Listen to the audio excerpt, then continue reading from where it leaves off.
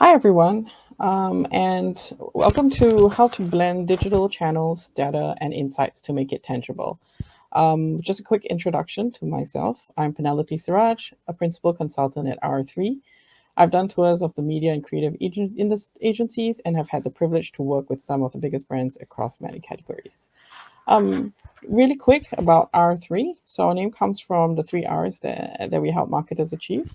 We work on return on agencies across media, creative, PR, etc. Return on media, which is if you're getting your maximum ROI on your media spend across paid, owned, and earned channels. And return on investment, which is a very bespoke look at how you are investing in your assets. This can be from sponsorships to celebrities, etc. And why it's all relevant is that there is so much pressure to do more with less and to weather the transformations that have accelerated recently. We offer an independent view based on our wide breadth of clients globally, and essentially we provide a well-informed perspective backed by data to elevate marketing and comms and the role it plays in business. So that's a great segue also for the topic of the next 20 minutes. We're going to go into what is data really, the art and science of data visualization, and finally, making data tangible. So now we've broken that down into kind of like bite sized pieces. We're going to go into dive straight into what is data. So, what is data really? Everyone is talking about it, but today, if I ask you to think of data as a material, would you think about it that way? Okay, as a material, it is abundant, it is everywhere, and in my opinion, it's a wonderful, plentiful material. So then once we can think of it as a material, what do we think we can make from this abundant material? So from weather forecast listing temperature and precipitation, you get to feel the result of the data. To your photos, this is something where we all have them in the palm of our hand. You feel the result of the data. Very seen, but how do you structure it? To the tracking of the growth of music genres, mentions on social media, publicly seen but not so easily aggregated. So, all this as a material is very rich. And what we are starting to see is artists have started to realize that. And it's really a new medium for artists. And the rise of data artists like Laura Frick, who combines and transforms personal data into art, has become a thing. She's been working with in the last 20 years in the fields of tech to transform personal data into art to help people understand abstract information in an intuitive way. So using self-tracking data, so you're looking at one of her pieces right now on the screen. Her Fitbit is combining location data with her iPhone's GPS to construct objects in large-scale installations. For example, these are Laurie's pieces, which feature her walking routine over a period of time. Each line signifies a specific route that she took through the city, with the thickest lines representing the most frequent paths. So immediately we can see where she's traveled, the road that she's taken, how many times she's taken it in a way, without actually having to count it and looking at it in a visually interesting way. Other projects that we have seen, like Million Dollar Blocks by Columbia University, showcase the disproportionate number of incarcerated people in the US coming from a handful of neighborhoods. So, what this visualization does is really bring to the audience in a way that's not been seen before and in a much more relatable way, taking what was once bits and bytes or intangible and makes it into a language that our senses are able to process. We process sound, we process light, we process words, we process temperature, and in this case, we process shapes and colors. So this really was designed at Columbia University's Spatial Information Designer and showcases really a series of maps that can look complicated based on data from the criminal justice system and represents it differently. A lot of data out there exists as raw, unorganized facts. The human brain processes information better once it's contextualized, so it's no secret that data can be powerful when you can actually understand what it's telling you. So we're all very familiar with this. We've all seen this list, probably have it, probably looked at it once today because it's a little bit overcast here where I am. But really, do I know what to do with most of it? I mean, beyond the little icons that show that it's sunny, that it's rainy, I'm not sure how many of us really interpret the other bits of it. But it's really not easy sometimes to get clear takeaways by looking at a slew of numbers and stats. So really, even on this slide, if you look at the right, what is this telling us? I mean, we have a hint that it has something to do with blowing something. So maybe wind. But exactly what is it and where is this? So The human being processes visual information much better than it processes text. So, by using the right kind of charts and graphs and design elements, it can help you look and explain trends and stats much more easily. So, looking at that data again and in a different way, we now understand how the wind is blowing, where it's blowing the strongest, the direction in which it's blowing, and how it actually impacts the country. And this is a representation of North America, but an example of really what is going on with that data, which now suddenly all becomes very clear when it's just translated from that list of numbers that we saw. So the long and short of it is, and beautiful as the image that you see on the screen as it's building and growing, is data visualization is storytelling with a purpose. It's in this example we're seeing flight patterns by Aaron Coblin, so an artist specializing in data and digital technologies. So he then believes that data can make us more human and is famous for his project Flight Patterns, which visualizes data every airline flight over North America takes in a 24-hour period.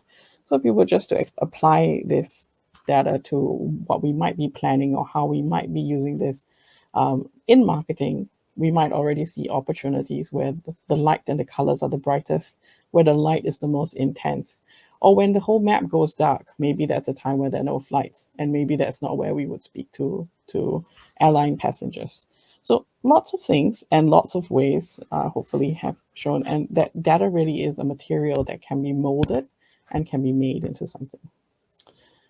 Which brings us to really the art and science of data visualization.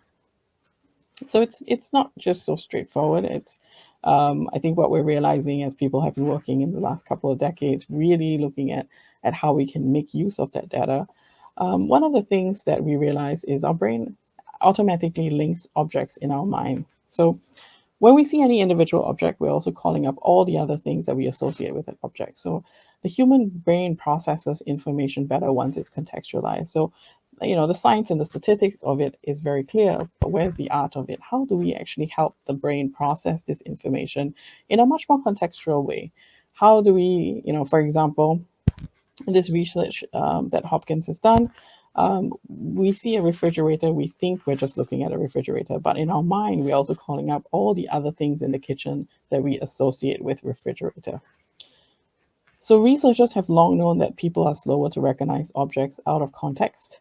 The team at Hopkins studying this believes that this is a first large-scale experiment to quantify the associations between objects in the visual environment, as well as the first insight into how this visual context is represented in the brain.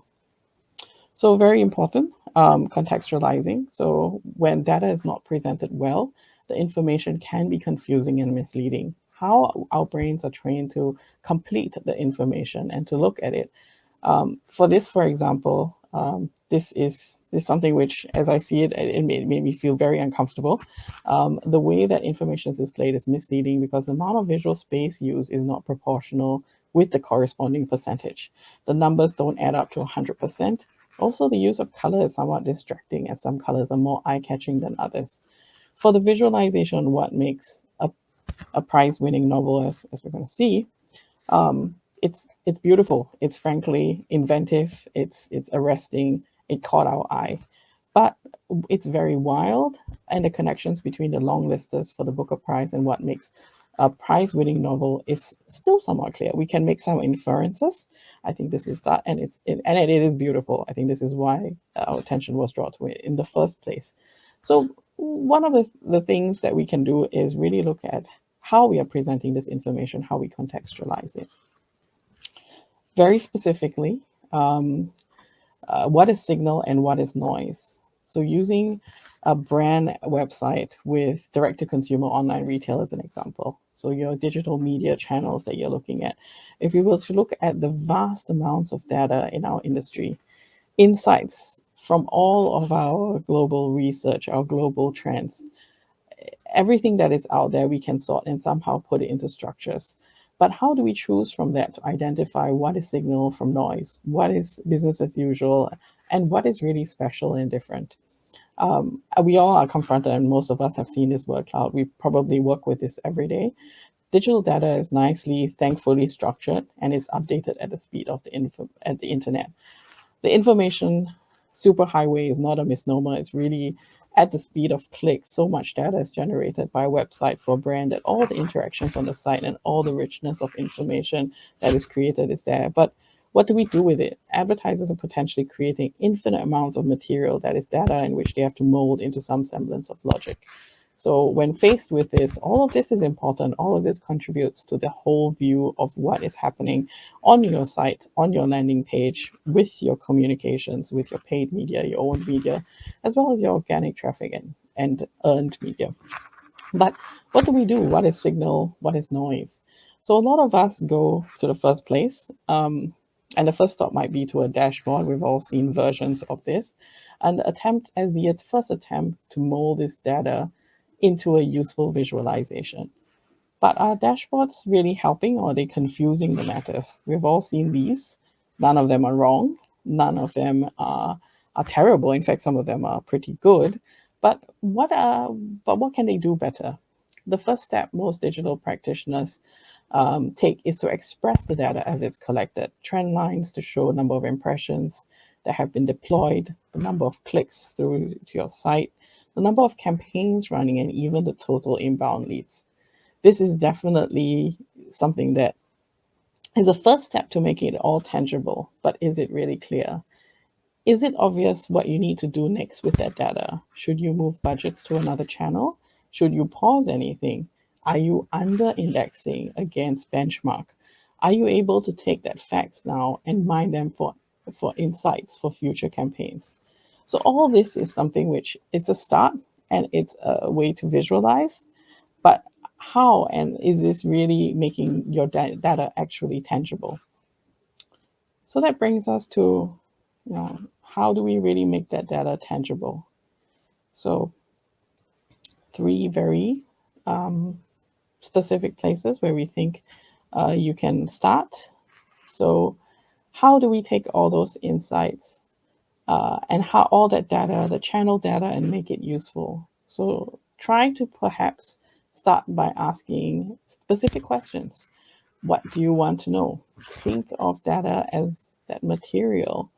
So are you able to think visually? Because we're trying to make this tangible. And when we say visually, this is something where we mean it's not just visual in the way that it is expressed such that you see it. You might be something that you hear. It might be something that you feel, where the temperature goes up. It could be a noise that is made. I mean, we were joking about how one of the earliest data visualization projects probably is the alarm clock, where you take data in the form of time and you create an alert in the form of an alarm to get someone to wake up. It's very simple, it's very elegant, but it's one of the examples, very simple example of how you can think visually or be creative about it. And of course, the last is understanding who your audience is. Who is your audience for that tangible representation? And what will you understand that data to add value to? Are you interested in knowing how your company's online performance is doing so that your teams can continue enjoying their team break without rushing back to nothing? Or are you making the data tangible as an announcement in the break room might be useful and add value to effectiveness and employee happiness? Or are you tracking the performance such that the CEO is aware that everything is fine and that he shouldn't ask for details? So there's all sorts of different audiences and just being very clear and understanding. So we'll go into detail. So start with asking that specific question. It must start with a detailed hypothesis. What exactly do you want to know? Having that clarity of thought. What is that visualization being used for? And when we say visualization, again, it's what is that tangible representation being used for? What is the objective of this project? So be very clear if you're dealing with conceptual information or if it's data driven. Is your goal to simplify for your audience or teach something, typically with conceptual ideas to make the unseen visible? Are you trying to inform by declaring, for example, this is my revenue and it's more than last year? So how do you want people to react to this? what is the end goal that you want an audience to be able to take? Is it assurance, reassurance, or is it information and to surprise and delight? So the next, which is think visually. So data really is your raw material. How can it be molded into the shape you want it to be? So what you see here are two radically different examples of how you can represent age groups. So demographic data typically can be quite boringly represented in, we've seen all those bar charts. Again, not wrong, but depending on what point you want to make and who you're making that point to, dip your toes into the interesting here, because that's what happens when we make a good chart. We make the truth visible and we make people feel it, maybe change their mind, and hopefully cause an action. And of course, that last bit about understanding who your audience is. Who will be seeing this tangible representation? What action do you want your audience to take? Are these stakeholders like your board, your members of your independent directors? Is it senior management who has to make quick decisions based on critical information and sometimes without a lot of time? Is it your marketing team? So practitioners who want a deep level of insights, they want detailed data, they want to know the exact ins and outs of it. Or is the audience your consumers? Is this who you're advertising to? But you want them to understand something about maybe a complicated product that you're selling in a very different way. So what happens next from there? So really understanding who your audience is can make a big difference. So we're going to share an example. This is maybe it's been around for a while, so it's not a super new one. But it really shows if your consumers are your primary audience and you wanted to share a pretty complicated concept. So this is one where the business problem was to release a shoe during the very crowded Olympics in 2016 and to cut through the noise of all the other sponsors. So how they use visualizations to be able to deliver that message to consumers in a very quick, very understandable, and in a way that moves consumers to take an action and to feel something.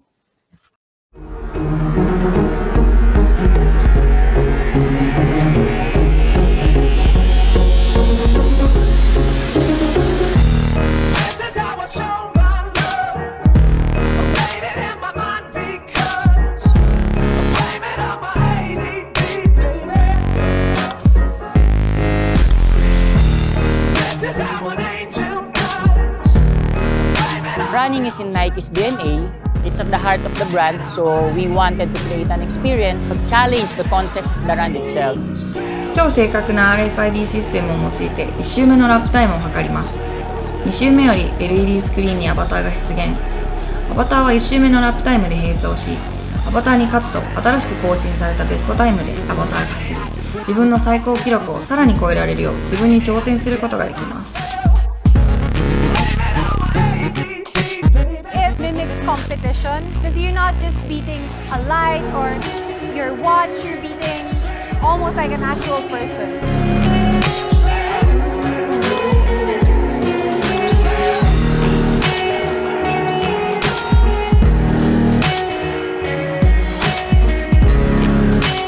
Pacer からナショナルレコード、ナイキのエリートアスリートたちの記録をもとにアバターのライブラリを構築し、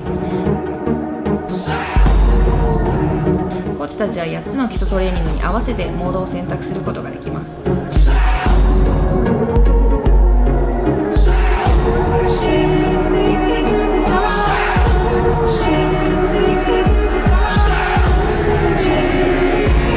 Matututo yung runner ng tamang pace. Here, it's not the usual track oval. Medyo hirap na yung uphill. We knew we were building something very magical, but when it first kind of turned on and started working, we were all like, oh my God. An athlete's greatest competition is always themselves. Our ambition was to bring our athletes face to face with themselves.